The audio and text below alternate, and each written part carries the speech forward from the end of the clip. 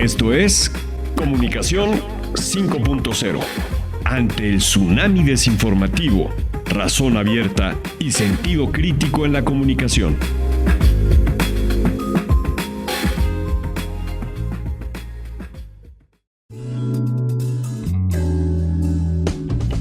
Estamos en Comunicación 5.0 y hoy tenemos en la cabina el honor de presentar a un destacado académico en el campo de la comunicación y además compañero mío desde que estudiamos la carrera, un viejo amigo, digamos.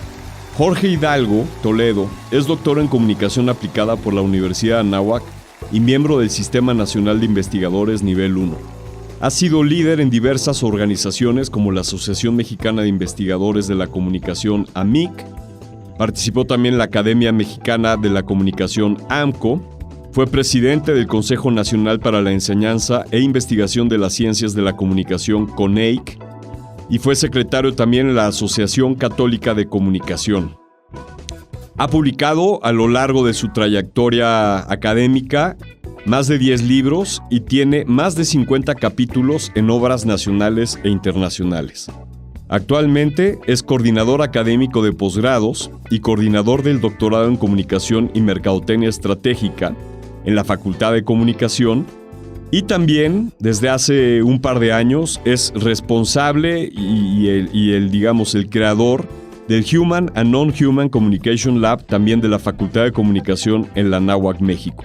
Jorge, es un verdadero placer tenerte aquí en el estudio y poder tener esta oportunidad de dialogar contigo. Al contrario, Josu, el honor es mío y creo que desde que no estábamos en la carrera no habíamos compartido cabina juntos, ¿eh? Cierto. O sea, haciendo como un recuento, creo que ya van más de 30 años de no haber compartido estos micrófonos y va a ser un honor poder platicar con tu audiencia. Gracias.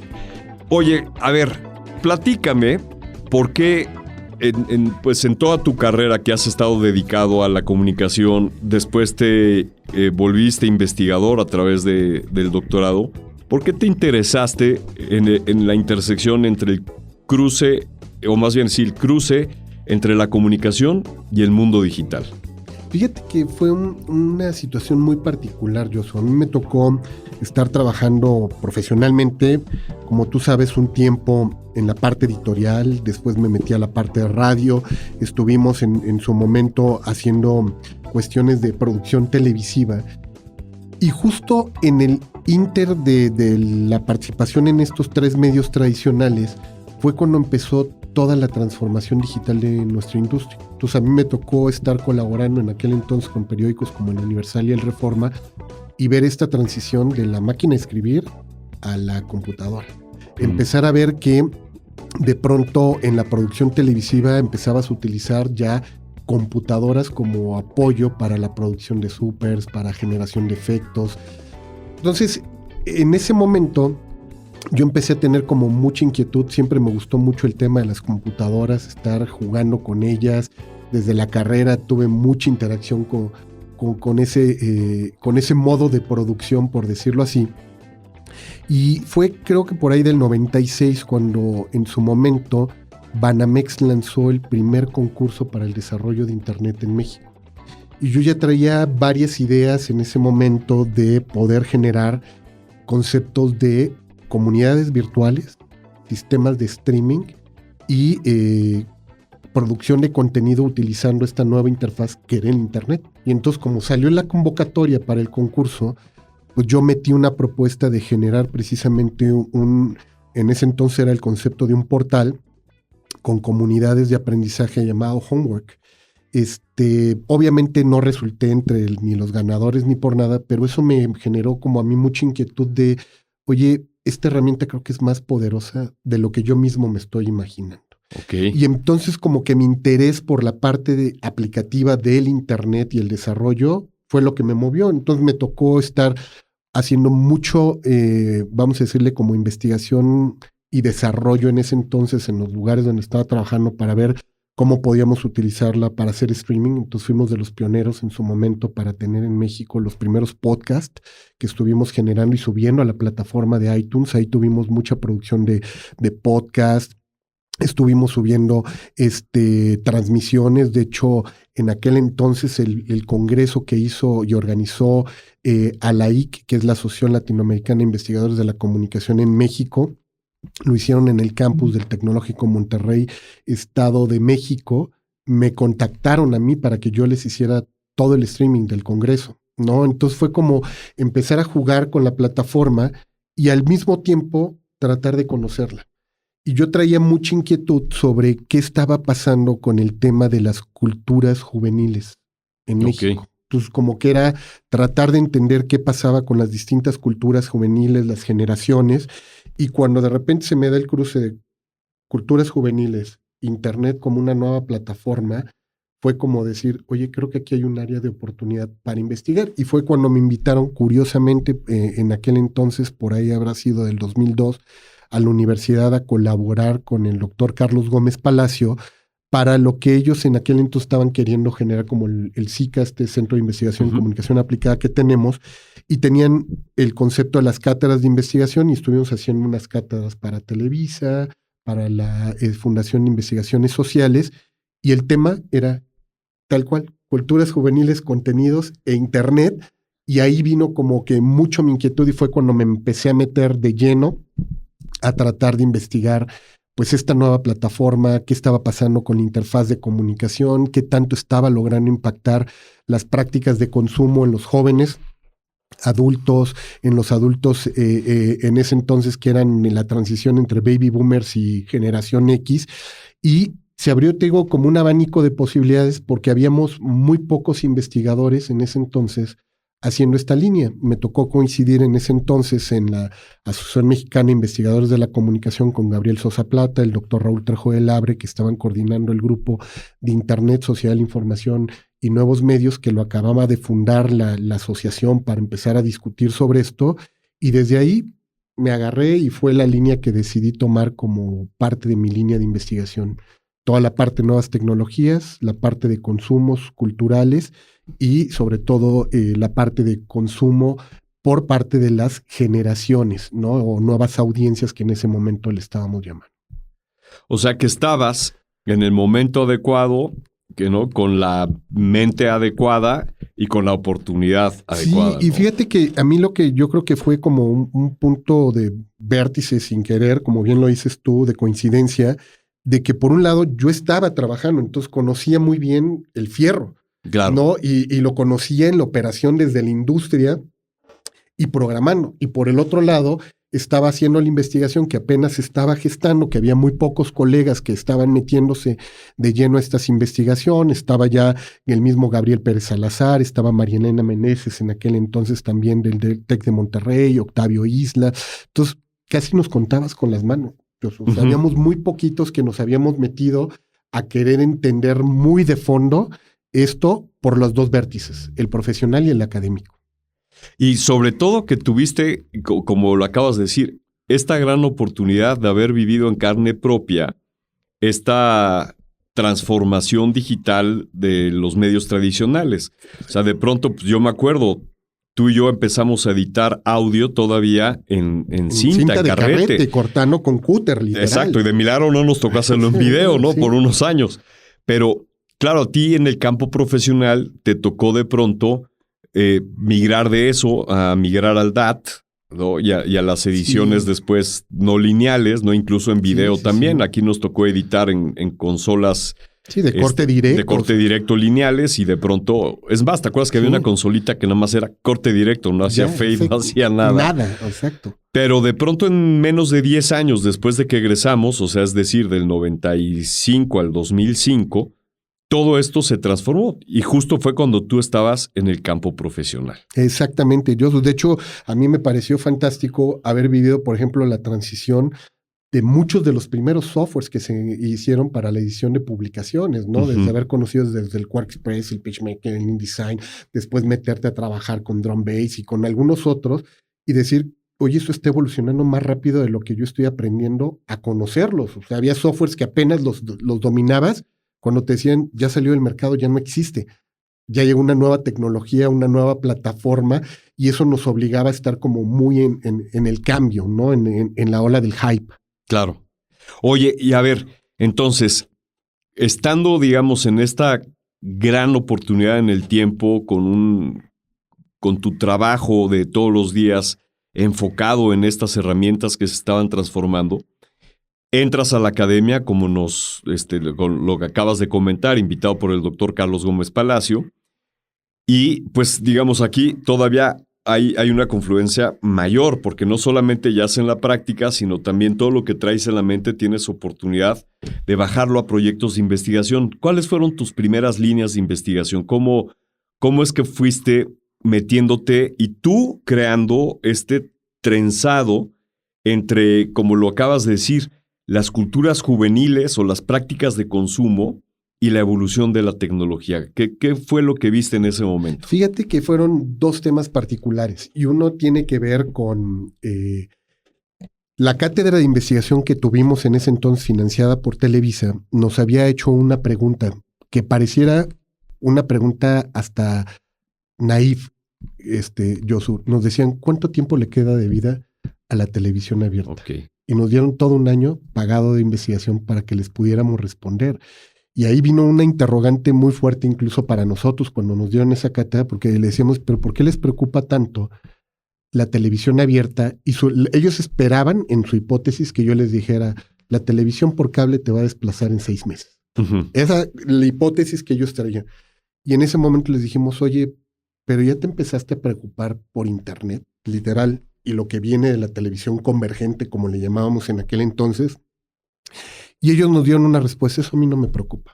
Andale. Falta mucho tiempo para que en México eso ocurra. Ubícanos en el tiempo. 2004. Año? 2004. Entonces, en ese momento les dijimos, oye, pero ya viste lo que está haciendo un competidor que no tienes en tu radar, que se llama, en ese momento, era Telmex, con las computadoras que estaba haciendo ya el ingeniero Slim, sembrando literal computadoras por todo México, porque tenían...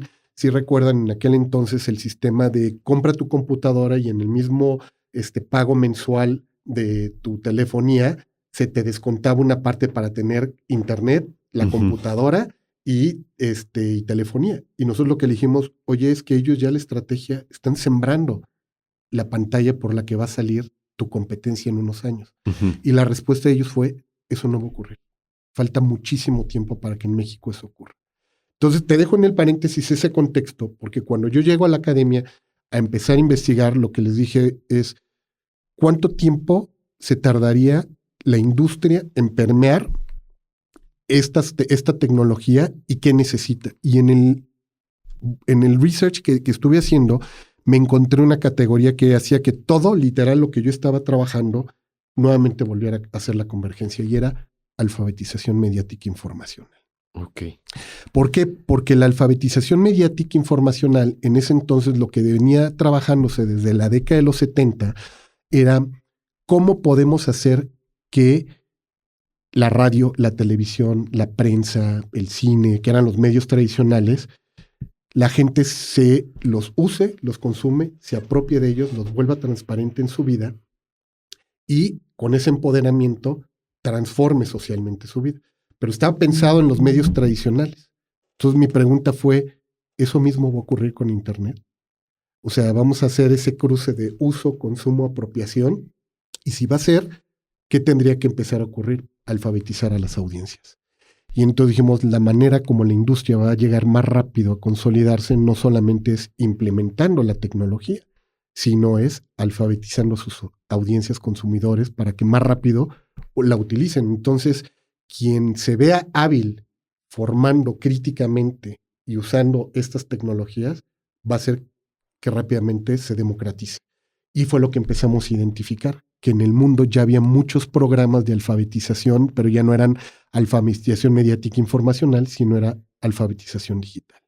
Porque todo el tema de la sociedad de la información, la apuesta era cómo romper esta gran brecha que se había generado con la incursión de Internet. Entonces, a mí me permitió colgarme de este tema de brecha digital, alfabetización digital. ¿Por qué? Porque con los primeros que empiezas a trabajar la alfabetización digital era con los niños. Pero yo les decía, pero el niño todavía se va a tardar por lo menos unos 10 años en ser consumidor. La pregunta es, ¿cómo convertimos en consumidor ahorita al adulto, vamos a decirle joven, y al adulto mayor? alfabetizándolos. Y entonces ahí es donde vino mi línea de investigación. Eso me permitió generar en el 2005 un libro que hicimos con Stanley Baran, que es el hijo de Stanley Baran, el creador de la Internet, el proyecto de ARPANET en Estados Unidos.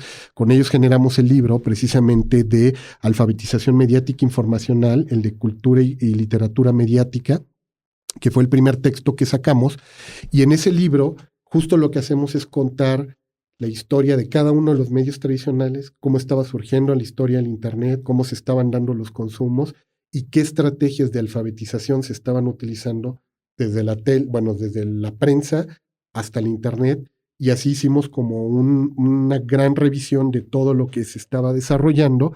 Y ese fue, vamos a decirles, como el texto introductorio para que yo abriera desde ahí ya mi línea muy centrada en este tema de culturas juveniles, tecnología, nuevas audiencias, todo el tema de sociedad de la información, y decidí ya quedarme como que en ese tema.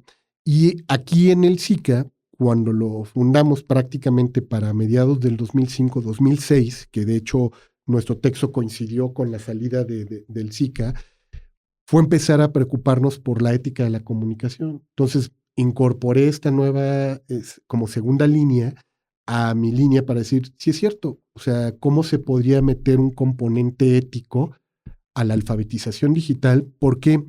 Porque la idea que empezó a surgir desde los años 80, cuando se hablaba de alfabetización mediática, no era solamente darte las habilidades y las competencias para utilizar críticamente un medio, sino que empezaron a generarse en muchos países, sobre todo en América Latina, con todavía el rezago que había del pensamiento de teología de la liberación y todas estas corrientes críticas de pensamiento, el que los medios podían ser utilizados para liberar, empoderando a las audiencias para que ellos pudieran utilizarlas como una contraarma ideológica, por decir, ¿no? Uh-huh. Entonces, países donde había dominación, corrientes ideológicas decían, si tú aprendes a utilizar la tele, puedes generar programas alternativos y comunicación alternativa a lo que te dicen los gobiernos dictatoriales, o podrías generar ante esto. Entonces dijimos, oye, el concepto es muy interesante de empoderamiento, pero yo creo que el empoderamiento no tiene que ver ya en esta década, hablando ya de los 2000, ¿no? Con un tema de liberación, tiene que hablar más bien con un tema de dignificación de la persona. Okay. Entonces fue como que el componente como lo empezamos a trabajar. Súper. Entonces, hablaste de alfabetización mediática informacional, ¿no? Que eso es la forma en que los medios tradicionales, digamos, están alfabetizando sobre la mediatización, por así decirlo, de las audiencias. Pero luego surge la alfabetización digital, que hoy en día pues no se habla de otra cosa más que, ¿no?, de la brecha o la no brecha de la alfabetización digital. Pero mientras nos platicabas, yo decía, a ver, ¿quiénes son los que empezaron con esa alfabetización digital? Que evidentemente hablaste de Televisa, en ese entonces Imevisión, Grupo Fórmula, no lo hicieron. Los medios tradicionales siguieron en su alfabetización mediática, pero de pronto en México empieza a ver la alfabetización digital. Comentaste Telmex, que empezó con esta parte comercial de te doy una computadora para que te conectes a internet y te lo pongo todo con tu línea de teléfono. Pero asumo también, me acuerdo de esas grandes campañas de América Online que regalaban CDs por todos lados. Infocel, que fueron los primeros con los que nos conectamos. Terra, exactamente. Terra también fue agresivísima en esa época en cuestión de hacer que la gente se conecte a internet. Y pues casi de la mano surge Napster, ¿no? Que a toda la gente de la música, pues también entró ahí. Y bueno, la historia de Napster es como para otro programa. Pero a ver, platícame un poco lo que tú, estando en tu silla de investigador, percibiste respecto a quienes empezaron a ganar esta carrera de la alfabetización digital. Sí, fíjate que ahí es bien interesante, Yosu, porque el concepto de la alfabetización mediática informacional, como te dije, es, vamos a decirlo que en una reducción muy burda, pero con una metáfora y una fórmula que nos puede servir para explicarla. El tema es, ¿se puede educar con los medios? ¿Se puede educar para los medios? ¿Desde los medios o con los medios? Entonces, esto hizo que esas 5, vamos a decirles, conjunciones y preposiciones que estaban por ahí, empezaron a generar líneas de investigación. O sea, hubo gente que se fue a cómo educar con los medios, educar para los medios, educar a través de los medios. Y yo me fui topando con una serie de estudios que estaban ya realizando desde la parte del UNESCO, donde ellos habían encontrado una variable económica vinculada con la alfabetización, donde ellos decían que había una correlación en que a mayor incremento de la educación mediática informacional, el Producto Interno Bruto de los países se podía incrementar porque iban a tener mejores oportunidades las personas, iban a estar más alfabetizados. Entonces había como una serie de correlaciones. Entonces dije, oye, si esto está viéndose en el mundo tradicional, en el mundo digital ya debería de haber empezado a surgir eso. Y ahí es donde me tocó con un proyecto increíble que había empezado a desarrollarse desde el 95, que la Universidad de Gothenburg hicieron un primer encuentro sobre la relación niños-adolescentes y medios de comunicación. Y crean un observatorio conocido hoy día como Nordicom. Y Nordicom empezó a generar investigación académica sobre esta relación entre medios, niños, adolescentes, y te encontrabas todas las líneas, desde los investigadores africanos que traían, igual que muchos latinoamericanos, el eduquemos para la libertad, ¿no? Con estas perspectivas de liberación ideológica.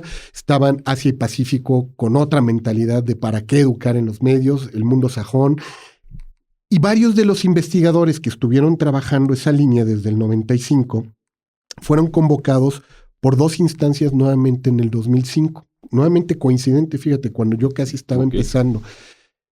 Uno es, convocan a MIT desde la Fundación MacArthur para generar una colección de libros que empezaran a decir, oye, este nuevo fenómeno llamado Internet, ¿cómo habría que entender la relación niños, medios de comunicación, alfabetización mediática? Y sacan una colección interesantísima en la que participan Mitsuko Ito, Henry Jenkins, empieza a estar ahí el trabajo de un Howard Rheingold, y en paralelo la Universidad de Gothenburg con el observatorio de Nordicom les pide casi a los mismos que les ayuden a generar una serie de documentos también para entender y comprenderlo.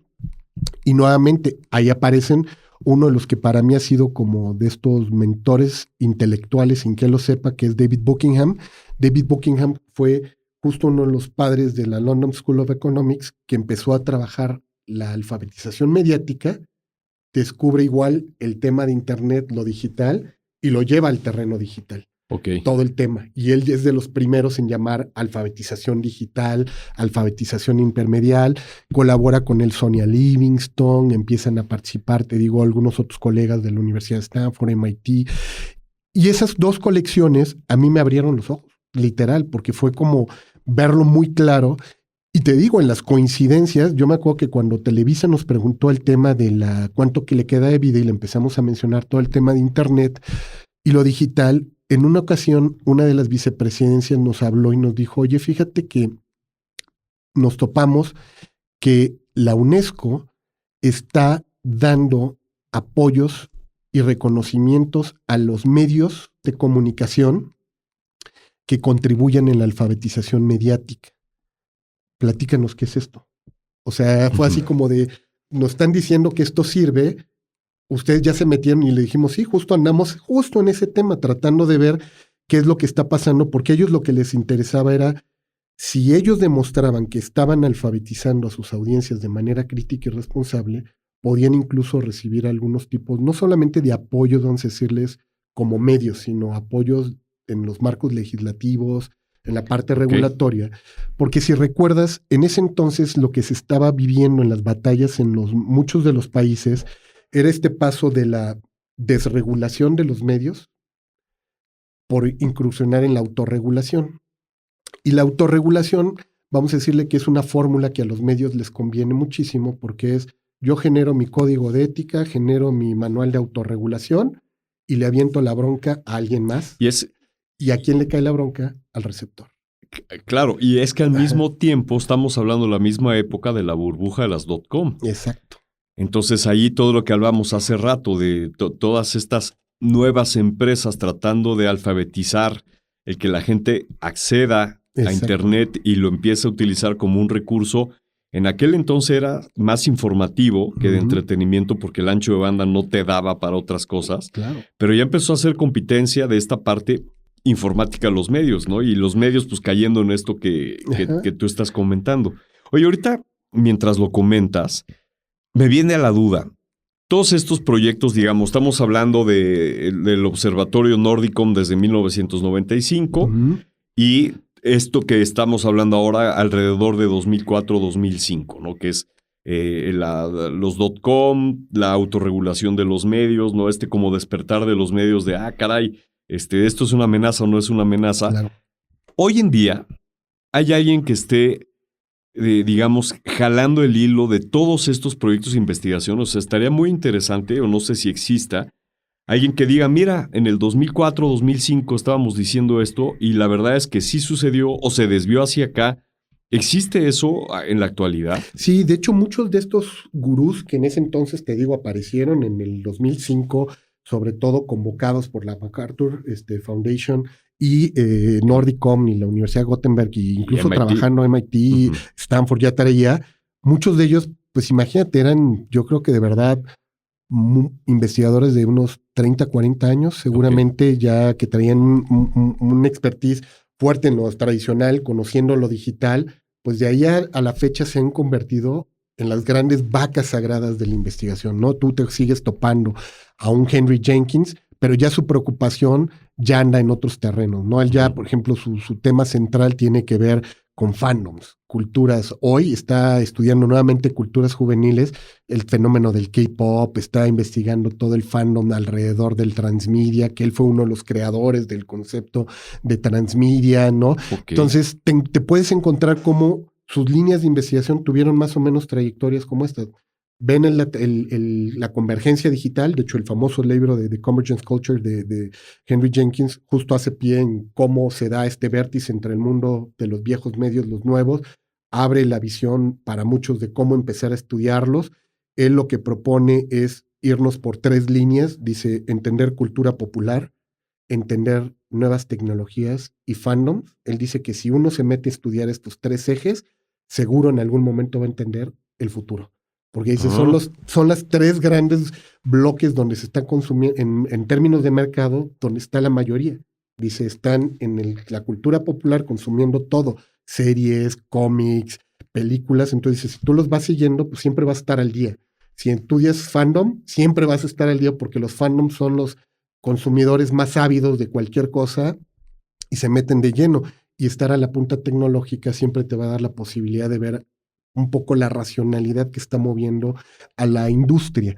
Entonces, él dio como las pautas para que todos los demás investigadores que te digo que se han seguido trabajando estén tratando de explorar todo este tema. ¿Qué es lo que hoy se está viviendo, por decir, en las olas de estas investigaciones, Josu? En la transición de haber visto la primera etapa, vamos a decirles desde mediados de los 90 hasta el 2005, vamos a ir como un primer bloque, el tema de la fascinación tecnológica. Esa primera etapa de la investigación era todo el mundo estábamos fascinados, tratando de entender qué es esto de Internet, qué son las redes sociales, más que las redes sociales, qué son las comunidades virtuales, cuál es la diferencia entre un portal, cómo se hace transmisión, qué es esto del podcast, ¿no? Luego la segunda ola ya no fue la ola de la fascinación, sino que vino una ola crítica. Como decir, a ver, ¿y estas tecnologías?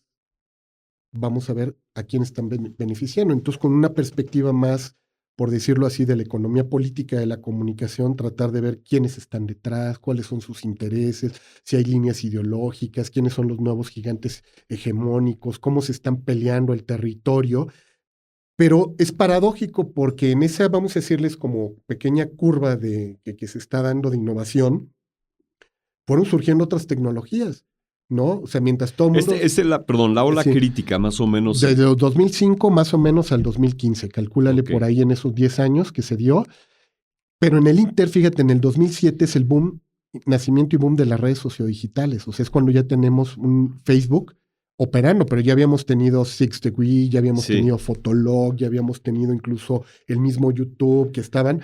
Entonces, esta segunda ola ¿Cómo se llama? de High Five y esas cosas. lo que trajo es una nueva perspectiva porque ya no hablábamos entonces de Internet como medio canal y espacio y territorio, sino que empezamos a hablar de una nueva fórmula que estaba generando, que es lo que llamó Pierre Levy la cultura de la participación. Es decir, sujetos que hoy, además de ver y consumir, decían, oye, pues yo tengo un celular. Es que se adquiere esta parte social media, ¿no? Y entonces, y además todo mundo tenían ahora sí un dispositivo con el cual podían empezar a producir y ya no solamente consumir. Entonces, ya a partir de 2012 sí, empezamos a vivir los teléfonos más inteligentes. Entonces, ¿qué teníamos?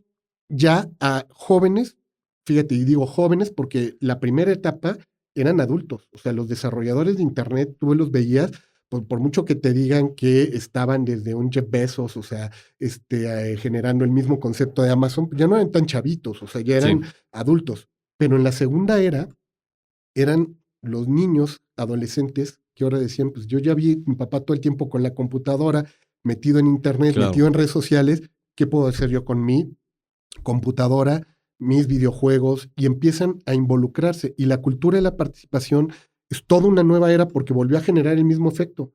Toda una primera ola de fascinación por la cultura del prosumer, ¿no? De entender quién es. Después del 2015. Del 2015, que es cuando empezamos a analizar, no, más o menos entre el 2010, 2015, que es cuando empiezan a darse, te digo, este boom de redes sociales y que ya tenías... O sea, digamos, se bifurca. O sea, de lo que venía una línea que era medio tradicional, ahora convergencia, Internet fascinado. De pronto social media, ¡pum!, se empieza a ramificar. Y se abre otra línea. Y entonces coincide que, si tú recuerdas, desde la década de los 70 MIT venía desarrollando videojuegos. Pues toda la cultura gamer que se desarrolló y que se potenció con Atari, Nintendo, todo el Sega, todos estos, se generó. Entonces, ¿qué ocurrió en ese momento? En la teoría de la comunicación empezamos a ver toda una línea de lo que era teoría de la comunicación, social media and cultural studies, ¿no? Que era como el enfoque tradicional que teníamos, y empezaron a surgir los internet studies. Ya como diciendo, ya no nos interesa la comunicación tradicional, nos interesa entender el Internet como un nuevo campo de estudio.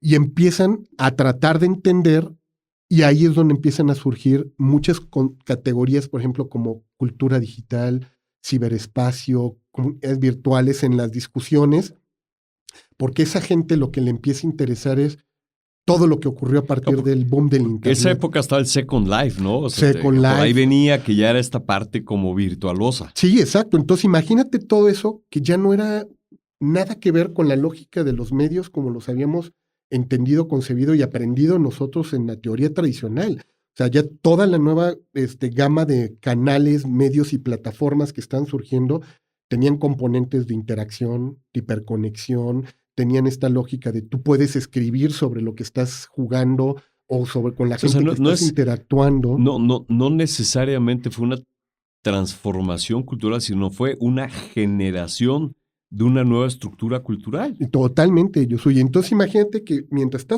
ocurriendo eso con los Internet Stories, casi por ahí del 2000, vamos a decirle 15 en adelante, empezamos a ver otra ramificación que se empieza a generar por lo que le llaman los Interface Stories. Los Interface Stories ya no era solamente entender ni el Internet ni los medios, sino interfaces de conexión.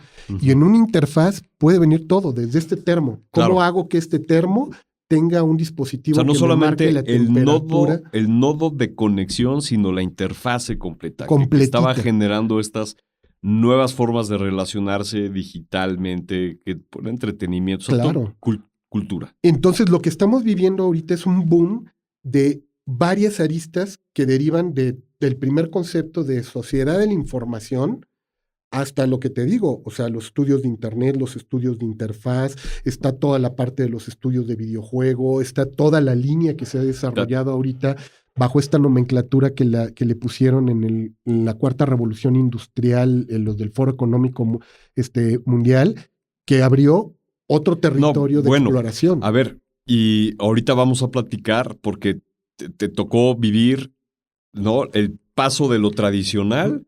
te tocó vivir esta primer transformación y está la segunda, la inteligencia artificial. Otra gran convergencia, creo que somos de las dos generaciones o de las pocas generaciones en el mundo donde nos vienen, en términos de medios y de comunicación, dos transformaciones culturales hiper profundas. Y ahora estamos viviendo pues la transformación más importante que ha vivido la humanidad en el menor tiempo posible, que es esta aplicación de la inteligencia artificial.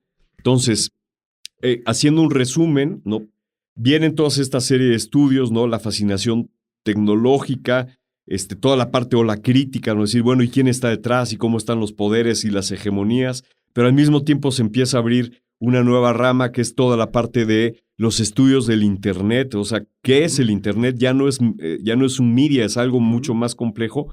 Y mientras estás en eso, ¡pum!, el Interface Stories, ¿no? O sea, no, espérame, estas son interfaces. Y entonces, estas interfaces, vasos comunicantes que se intercambian información y generan otras culturas, y palo, la inteligencia artificial. Sí, fíjate que fue curioso porque mucho de esto ya se mencionaba en los estudios anteriores.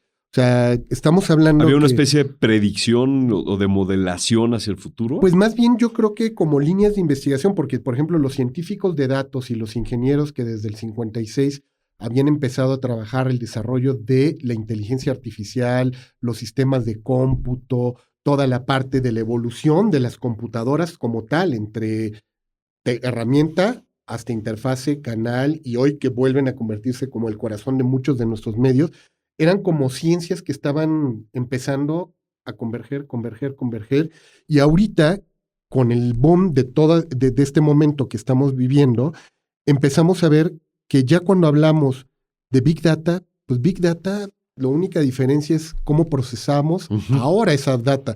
Antes la procesabas con tarjetas perforables y a lo mejor tu volumen de información pues tenía que ser 50,000 exámenes que un profesor en UNAM metía a una computadora mainframe de estos de cuarto.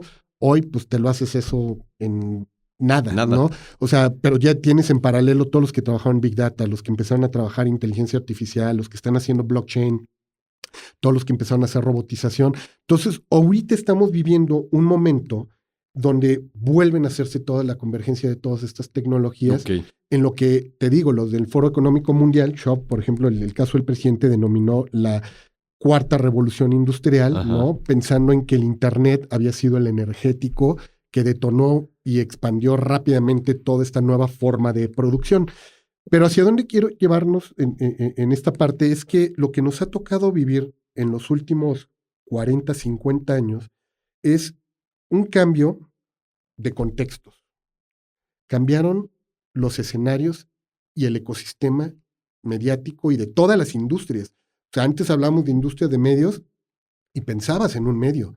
Hoy hablas de industria digital y medios y hablas de Coca-Cola y tú dices, ¿y Coca-Cola qué tiene que ver? Pues tiene canales de radio, tiene plataformas de internet, tiene conciertos, hace entretenimiento, transaccionalidad digital, o sea, tienen algunos hasta banca tienen, ¿no? Para sus actores. Entonces, vean, es tan complejo el escenario que lo que nos está dejando ver es que no solamente cambió el contexto, cambiaron los ecosistemas, cambiaron los actores, cambiaron las audiencias, sino que se dio un cambio literal, como dices tú, en todo el mindset cultural. Porque esto lo que hizo literal fue agitar el contexto en el cual nos movemos a un nivel de complejidad y ambigüedad muy difícil todavía para nosotros terminar de asimilarlo. Por eso se ha vuelto cada vez más compleja la investigación. Y déjame agregar un ingrediente, ¿no? Aquí en México nos gusta ponerle chile a las cosas. La cultura del posmodernismo. Exactamente. ¿No? Que yo no sé si es producto de o produce o son dos caminos paralelos que generados a lo mejor por las mismas razones o no, pero eso también hace brutalmente complejo, porque ahí es donde vienen las fake news, ¿no? La desinformación, la malinformación. Viene todo también desde ese campo de no solamente es lo que esté pasando con y a través de la transformación digital, sino en las mismas culturas, en los pueblos y en las instituciones. Sí, totalmente. Y fíjate, tú lo acabas de decir y lo hemos hablado muchas veces, y yo, el tema de los cambios exponenciales, porque hablamos de una premodernidad, luego de una modernidad, y rápidamente ese ciclo de 200, 300 años que duró la modernidad, Cuando empezamos a hablar en los 90, en el 89, sobre todo con la caída del muro de Berlín y la entrada de todos los fenómenos globalizadores, empezamos a hablar de posmodernidad, de disrupción, siendo que ya llevaban los filósofos hablando más o menos 30 años sobre este cambio de la modernidad a la modernidad inconclusa, la modernidad acelerada, y vas a encontrarte los posmodernos, luego surgen los transmodernos, luego los popmodernos. Hoy hablamos de hipermodernidad, y de hecho dentro de la hipermodernidad hay quienes te dicen, ya no sabemos si hay un momento meta. Se nos acabaron los adjetivos. Se nos acabaron, ¿no? Sí, exactamente, para decir cómo nombrar estos momentos que nos está tocando, porque todo cada vez va más rápido, más acelerado, más complejo, y ya no basta una sola mirada. Entonces hoy, por eso el triunfo de estas interdisciplinas, para tratar de analizar la complejidad contemporánea en un momento en que literal pasamos del momento denso de la materia al momento líquido, como lo bautizó Bauman. Y después al momento de lo gaseoso, Josu. Hoy la metáfora que tenemos es gas, porque todo es intangible, imperceptible, vive en la nube, es vago, ¿no? Es ambiguo. Por eso estas denominaciones del VUCA, del Banqui, ¿no? Para decir, hay un contexto complejo y no basta una sola forma de abordarlo. Y hoy, justo en el momento en el que estamos, es donde te puedes sentar con un antropólogo, un filósofo, un científico de datos, un neurocientífico. Debes, no puedes, ¿no? Exacto, debes de hacerlo para analizar qué está pasando con este fierro. Con el teléfono. Exacto. En la universidad. Porque ya no te basta la teoría de la comunicación por sí sola, la antropología por sí sola, la sociología. Necesitas, como las avispas y las moscas, muchos ojos. Un gran enjambre de... Un gran enjambre. Vamos a poner ese enjambre del conocimiento. Hoy nos van a quedar 10 minutos, pero me gustaría, Jorge, que nos platiques. Vamos a jugar el juego que todo el mundo quiere jugar y que sabemos que a lo mejor es hasta absurdo hacerlo, pero ¿qué hay en el futuro? Y hablemos de un futuro próximo, los siguientes 2 años, ¿no? Para irnos más lejos respecto al quehacer comunicativo, y pensemos desde una institución para ponernos bien las murallas, desde una institución como una marca, una empresa, un gobierno, una universidad, el quehacer comunicativo de la mano o a través de la inteligencia artificial, más bien de la mano. Sí. ¿Qué ves tú? O sea, ¿hacia dónde hay que moverse? Y aquí sí, dile a la audiencia, este es el deber ser que yo veo como experto en la investigación en comunicación respecto a los que nos dedicamos a la comunicación. Mira, yo te voy a decir que estamos pasando ahorita, igual que en las etapas de la fascinación por la IA, a la parte crítica. Igual, lo estamos empezando a cuestionar críticamente. Pero en lo que le estamos pensando críticamente, otra vez los brazos empiezan a salirse. ¿Cuáles son los brazos que estamos viendo que se están empezando a desarrollar sobre el tema de la IA? Computadoras, la visión de computadora. ¿Y a qué me refiero con esto? Sí. Que ya la IA, como ustedes saben, es omnimodal. Es decir, ya no es solo lenguaje. Hoy ve, escucha. ¿Y qué es lo que vamos a tener? Hoy estos sistemas, desde la aparición del 4O de ChatGPT, donde tu cámara puede estar viendo esta escena y a partir de nuestros comportamientos y nuestra observación, puede empezar a hacer inferencias.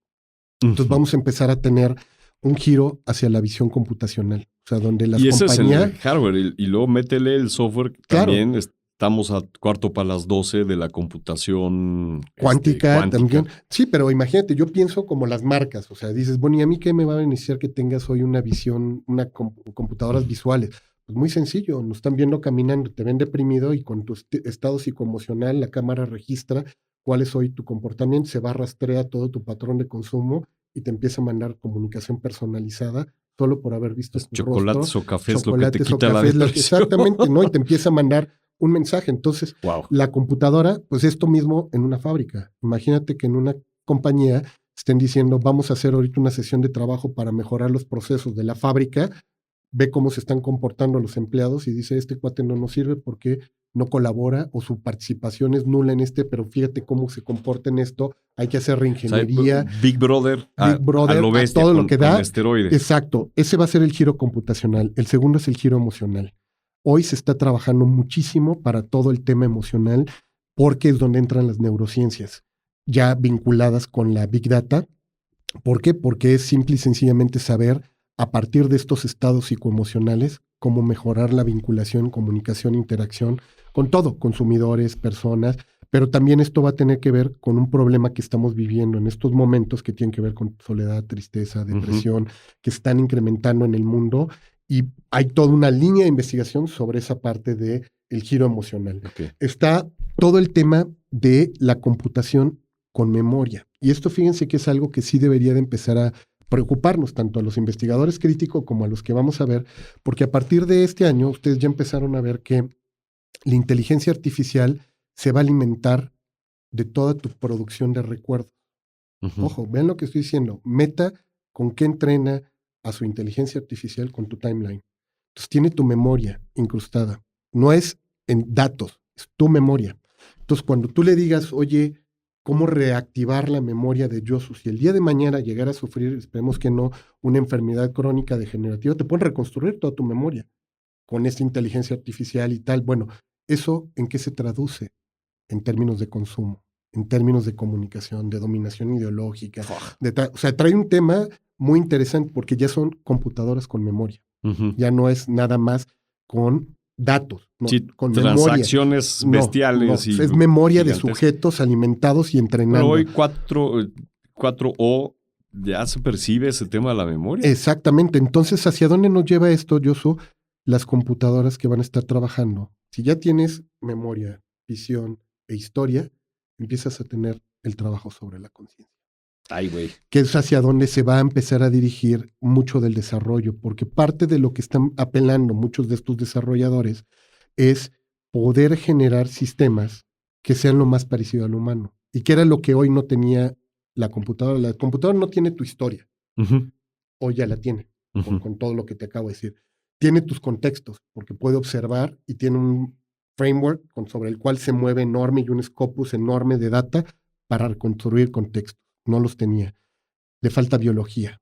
Hace días vimos ya la publicación de las primeras pieles humanas puestas sobre robots, o sea, y que se ve todavía gelatina, pero eso lo que le está dando es biología. Métele esa biología, memorias a cada una de las células, tu memoria, tus células, interconéctalas, comunícalas con browsers. El gran proyecto de los trans y posthumanistas, que es generar la inteligencia artificial general y la superinteligencia, está más cerca que nunca. O sea, el proyecto Kurzweil de Singularity is Near es cada vez más próximo a lo que vamos a ver. Y esto tiene que ver con varias de las fronteras que quiere rebasar el ser humano. La frontera que más le interesa al ser humano tiene que ver con la mente, que está muy próxima a terminar de explorarla según ellos. La muerte. La muerte. Sí, la muerte, que es la que más le preocupa, cómo extender la vida, ¿no? El espacio, que ya va Occupy Mars.